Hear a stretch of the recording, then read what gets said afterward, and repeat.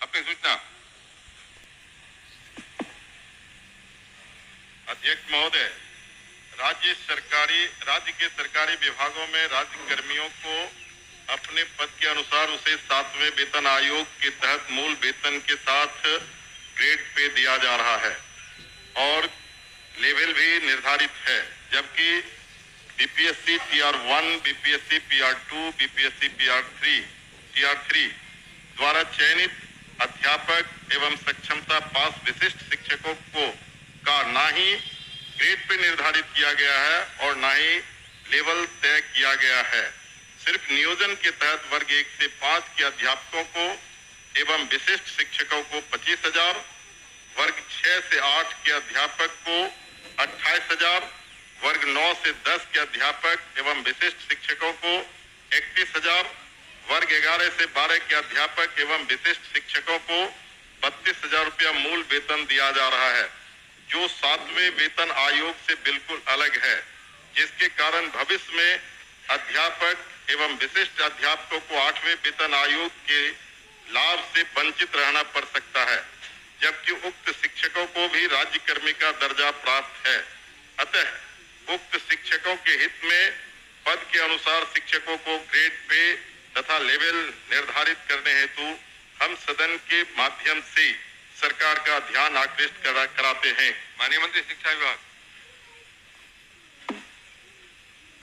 अध्यक्ष महोदय, वस्तु स्थिति यह है कि पंचायती राज संस्थाओं एवं नगर निकाय संस्थाओं द्वारा नियुक्त शिक्षकों को समान कार्य के बदले समान वेतन देने से संबंधित माननीय सर्वोच्च न्यायालय में दायर SLP संख्या 20/2018 बिहार सरकार एवं अन्य बनाम बिहार माध्यमिक शिक्षक संघर्ष समिति एवं अन्य के साथ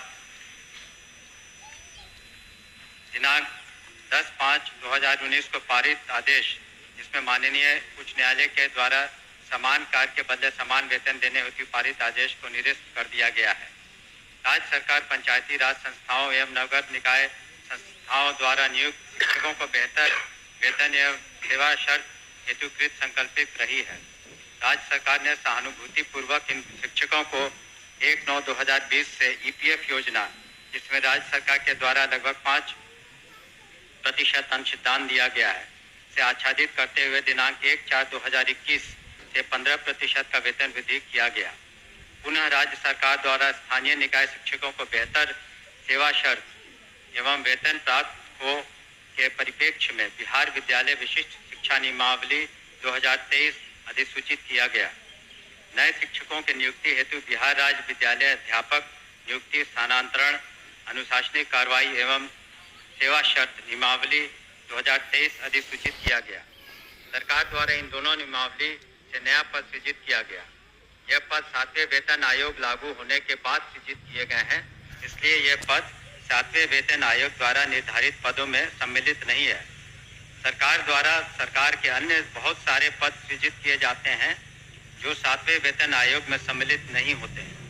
इन दोनों नियमावली के तहत वर्ग 1 से 5 के शिक्षकों को 25,000, वर्ग 6 से 8 के शिक्षकों को 28,000, वर्ग 9 से 10 के शिक्षकों को 31,000 एवं वर्ग 11 से 12 के शिक्षकों को 25,000 प्रारंभिक वेतन निर्धारित करते हुए पे मैट्रिक्स का निर्धारण किया गया। उक्त नियमावली के तहत शिक्षकों को बेहतर प्रोन्नति का लाभ दिया गया। अगले संभावित जो वेतन आयोग 8वां वेतन आयोग में ये शिक्षा विभाग द्वारा इन विद्यालय अध्यापकों एवं विशिष्ट शिक्षकों के वेतन मान को उचित स्तर पर निर्धारित करने हेतु वित्त विभाग को अनुशंसित किया जाएगा।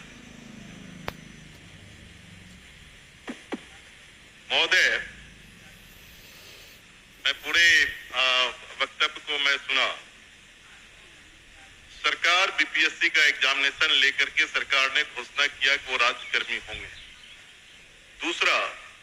दूसरी बात की सरकार ने ही घोषणा किया कि सक्षमता परीक्षा पास जो कर जाएंगे शिक्षक वो राज्यकर्मी होंगे।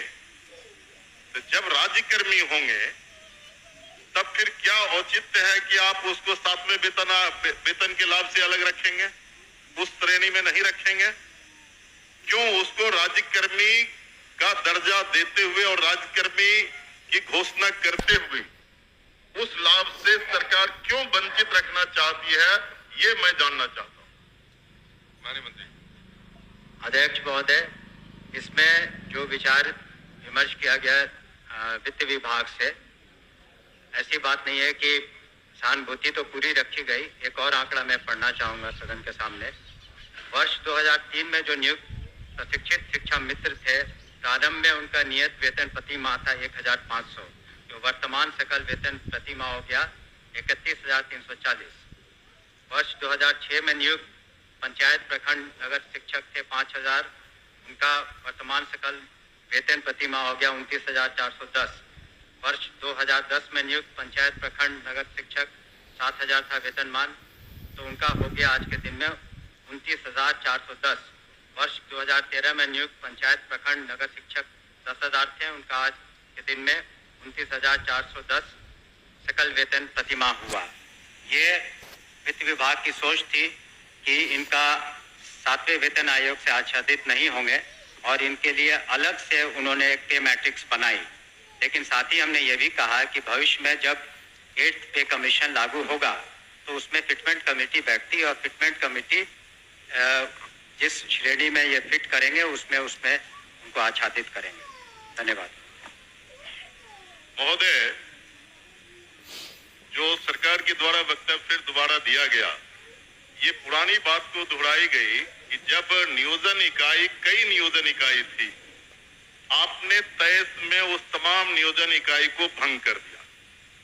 अब जिला स्तर पर नियोजन इकाई आपने गठित कर दिया, जितने जिला है उतने ही नियोजन इकाई है, और आपने आपके फैसले से सरकार ने फैसला लिया कि अब तमाम जो पहली प्रक्रिया थी उसको हम समाप्त करते हैं और बीपीएससी से एग्जामिनेशन लेकर के हम शिक्षक को बहाल करेंगे और वो राज्यकर्मी होंगे। दूसरा, इस सरकार से हम लोग बात कर रहे थे कि जो पुराने तरीके से पंचायत से, प्रखंड से, जिला परिषद से जिन शिक्षकों को नियोजित किया गया उनको आप सरकारी कर्मी घोषित कीजिए। सरकार ने एक फैसला लिया, सक्षमता परीक्षा जो पास करेगा वो सरकारी कर्मी होंगे। तो सवाल उठता है कि सरकारी कर्मी वो सिर्फ स्कूल में नहीं पढ़ाते हैं, उनसे आप चुनाव में बूथ पर भेजते हैं, उनसे आप जो है सो बीएलओ बनाते हैं, उनको कई तरह का सवाल करते हैं। जब वो सरकारी कर्मी आपने घोषित किया है, तब सरकारी कर्मी के बराबर उसके समकक्ष 7वां वेतन क्यों नहीं देना चाहती है, ये हम जानना चाहते हैं। तो नहीं, उनका कहना है कि वो पुराना जो बताया 4000 था, 2000 था, 3000 था। दूसरी बार खड़े होकर बोले नहीं सर अध्यक्ष महोदय, जब ये पूरा मामला वित्त विभाग में गया, वित्त विभाग इसमें सारी निर्णय लेता है। पे मैट्रिक्स उन्होंने नया किया और कहा कि ये 7वें वेतन आयोग से आच्छादित नहीं होंगे। और दूसरी बात ये भी है, हम इस बात को स्वीकार कर रहे हैं कि भविष्य में जब 8th पे कमीशन का इन्होंने बात उठाई है, तो जब भी पे कमीशन केंद्र सरकार के द्वारा जब वो लागू होता है तो यहाँ बिहार में भी फिटमेंट कमेटी बैठती है और फिटमेंट कमेटी के अनुसार उस वक्त इसमें जिसमें करेंगे हम लोग अनुशंसा करेंगे। लेकिन अंतोगत्वा इन सभी मामलों में वित्त विभाग अपने वित्तीय प्रबंधन के तहत ही अंतिम फैसला देता है, जिसको सभी को स्वीकार करना पड़ता है। धन्यवाद। हो गया आपका। सर ठीक है, वो लोग पूछेंगे, लेकिन मेरा आखिरी सबमिशन है सर, सप्लीमेंट्री मेरा ये है कि वित्त विभाग से सारी प्रक्रिया को पूरा करते हुए तब आपने बीपीएससी का एग्जामिनेशन लिया और तब आपने राज्यकर्मी का दर्जा दिया। तो साथ में वही घूम फिर के आ रहे हैं आप। 7वें वेतन का आप लाभ उसे क्यों नहीं देना चाहते? ये सरकार एक लास्ट करते हैं सर। मैं एक ही बात तो बोल रहे, बोलिए अध्यक्ष। जाएगा कह तो रहे, हमने तो कहा ही कि जब 8th कमीशन का जो उसमें फाइंडिंग्स आएंगी, तब बिहार में जब फिटमेंट कमेटी होगी तो अलग अलग विभाग का उसमें टेकअप किया जाता है, तो उस वक्त विचार किया जाएगा निश्चित रूप से। धन्यवाद। ओके अध्यक्ष महोदय, वर्ष 2023 में नियोजित शिक्षकों को महागठबंधन की सरकार में राज्यकर्मी का दर्जा दिया गया था महोदय। और ध्यान जो शिक्षकों के हित में उनके पद के अनुसार ग्रेड पे और उनका लेवल जो तय करना है वो सरकार कब तक देने का विचार रखती है? यदि देने का विचार रखती है तो कब तक, नहीं तो क्यों? एक ही बात हो रही है। आपके माध्यम से मैं शॉर्ट में 2 पूरक पूछना चाहता हूं। क्या सरकार को ग्रेड पे निर्धारण करने में आर्थिक बोझ आ रही है? और यदि ये आर्थिक बोझ आ रही है तो सरकार बतावे कि कितने की आर्थिक बोझ आ रही है, तब जो है वो इनको करने में क्या कठिनाई आ रही है आर्थिक बोझ आने में? ये मेरा सवाल है। बैठिए, और कोई पूछने वाले नहीं ना है? चलिए आप बताइए। महोदय, ये तो जब ऐसे मामले वित्त विभाग में जाते हैं तो नीति निर्धारण और सारी समीक्षा वित्त विभाग करती है, तो वित्त विभाग का निर्णय सभी को मान्य होता है और इस पर क्या आंतरिक जो वित्तीय बोझ रहेगा सभी चीजों का कैलकुलेशन उन्होंने किया होगा, तभी इस तरह का उन्होंने इस निर्णय पर पहुंचे जिसके बारे में हमने सदन को अवगत किया। सूचना को पढ़े। बैठी हो गया नहीं? अरे एक 3 बार जवाब दे। शिक्षा उन्हें दी जा सके। और महोदय, यही कारण है कि हमारे बजट का एक बहुत बड़ा हिस्सा 18% से ज़्यादा, करीब 52,639 करोड़ 3 लाख रुपए शिक्षा विभाग के लिए रखे गए हैं। हमारे सामने महोदय चुनौतियां अनेक है, जहां 74,000 से ज़्यादा स्कूल हैं, 1 करोड़ 80 लाख से ज़्यादा 1 से 12वीं कक्षा तक के स्टूडेंट्स हैं, छात्र छात्राएं हैं, और हमारे पास करीब 5,77,000 शिक्षक हैं और सभी विश्वविद्यालयों मिलाकर के 26 लाख से ज़्यादा छात्र छात्राएं हैं। ऐसे में हमें ये ध्यान रखना था कि शिक्षा की गुणवत्ता में और सुधार आए। इसी वजह से एक ऐतिहासिक कदम माननीय मुख्यमंत्री जी ने उठाया और commission, Bihar public service commission के द्वारा हम लोगों ने 1,73,084 विद्यालय शिक्षकों की नियुक्ति एक ही दिन में की, जो पूरे हिंदुस्तान में एक हम समझते हैं ऐतिहासिक कदम रहा। इसके अतिरिक्त आने वाले दिनों में 1,60,083 और नियुक्तियां होंगी, और उसमें जैसा कि एक सदस्य कह रहे थे, कंप्यूटर शिक्षकों की भी संख्या 26,000 होगी।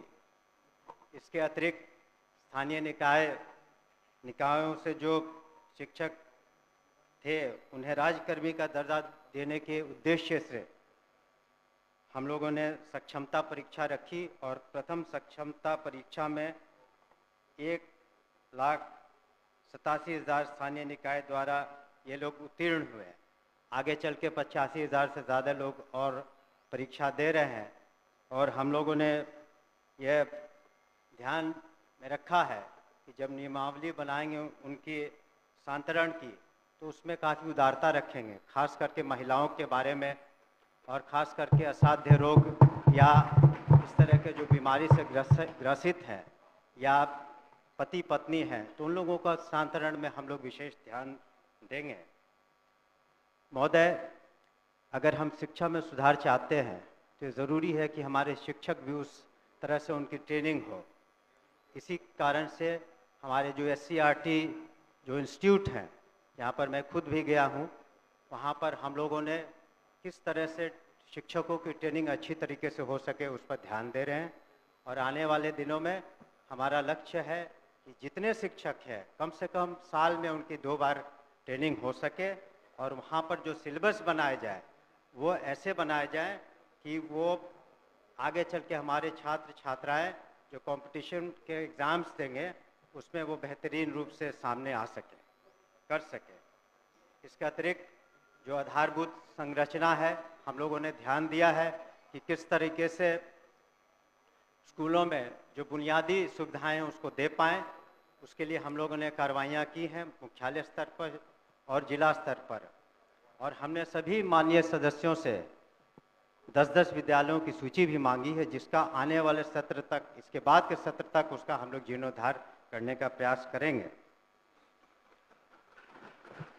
कई माननीय सदस्यों ने शिकायतें भी की थी कि जो काम हुए अच्छे तरीके से नहीं हुए हैं, तो उस पर हम लोग इंक्वायरी करा रहे हैं और जो भी दोषी पाए जाएंगे उन पर निश्चित रूप से कार्रवाइयाँ होंगी और कुछ कार्रवाइयाँ हो चुकी हैं। हम लोगों ने ये भी सुनिश्चित किया है कि जो हमारे निजी विश्वविद्यालय हैं उनका रजिस्ट्रेशन हो सके, ताकि सही आंकड़ा आ सके, और जब उनका आधार सीडिंग कर देंगे तो ये पता चलेगा कि जो 25% जो गरीब बच्चे हैं, बच्चियां हैं और जिसके खर्चे की प्रतिपूर्ति सरकार करती है, वो सही आंकड़ा आ सके हमारे पास, और इस तरह से प्राइवेट स्कूलों में भी हम सही तरीके से मदद कर पाएंगे। परीक्षा संचालन में एक बहुत बड़ी जिम्मेवारी है हमारी, और पिछले साल 1,35,00,000 से ज़्यादा छात्र छात्राओं ने परीक्षा दी, और जो बिहार स्कूल एग्जामिनेशन बोर्ड है, इस बार जो हम लोगों ने बिल लाया है उसके अनुसार अब ऑनलाइन परीक्षाएं भी संभव हो पाएंगी। सरकार की जो मुख्य जो स्कीम्स हैं, जैसे मिड डे मील, मध्याह्न भोजन करते हैं, वो भी एक बहुत बड़ी चुनौती है। उसमें नित्य 1 करोड़ करीब 10 लाख बच्चों को हम मध्याह्न भोजन सही तरीके से देते हैं, और उसमें जो अगर शिकायतें मिलती हैं तो हमारे कमांड कंट्रोल सेंटर पर कोई भी व्यक्ति उसके बारे में सूचना दे सकता है, उसके बारे में हम कर सकते हैं। और डायरेक्ट बेनिफिशियरी ट्रांसफर्स हम करा रहे हैं, स्टूडेंट क्रेडिट कार्ड भी हो रहा है। और अंत में मैं कुछ आंकड़ों को प्रस्तुत करना चाहूँगा जिससे पता चलेगा कि किस तरह से शिक्षा में गुणात्मक सुधार आए हैं। शिक्षकों की संख्या महोदय 2006 में 1,80,000 थी, इस बार 2024 में 5,77,000 है। इस तरह से विद्यालय में जो छात्र और शिक्षक का अनुपात था, पहले जो 65 और 1 का था, अब 32 और 1 का हो गया। उसी तरह से साक्षरता दर में महिलाओं में पहले 33% थी, अब 74% हो गई है। आउट ऑफ स्कूल चिल्ड्रन जो है 1% से कम हो गए हैं, और बजट में 11 गुना से ज़्यादा वृद्धि हुई है। अतः मैं